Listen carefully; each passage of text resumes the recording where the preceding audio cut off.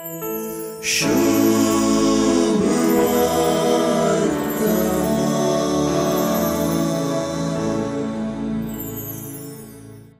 बोगसूंची पदवी आसो जेजू आतां पातक्या संगी पंक्तीर बसला. फारिजेव मात्र हें पळयवन तुमचो मेस्त्री सुंकांगारां आनी पातक्यां सांगता काता जेवता कित्याक म्हणून विचारतात. जेजून केल्लें फारिजेवां प्रकार चूक. एके रितीन पळयल्यार तांचें चिंतप त्या काळाच्या चिंतपा प्रकार सारकेंच. परगट पातकी म्हूण वलायलेल्या सांगता सुंकागारां आनी पातक्यां सांगता बुरसूंचें एका मेस्त्रीक सोब दिना.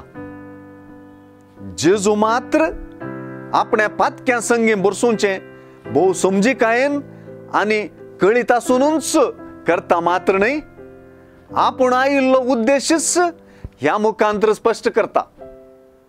जेजून फारिजेवांक जाप जावन सांगलेल्यो गजाली भोव गुंडायेच्यो. जेजून होजेया प्रवादीची म्हाका जाय दया न्हय बलिदान म्हणली उतरां आपल्या मिसावाक लागू केली.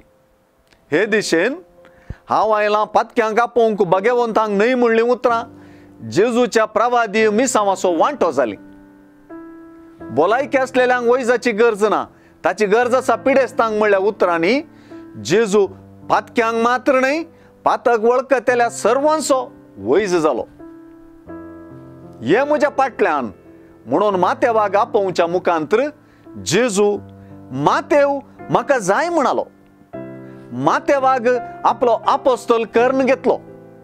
मातेवाक आपल्या भलायकी दिवच्या नव्या मिसावाक जेजून विसलें.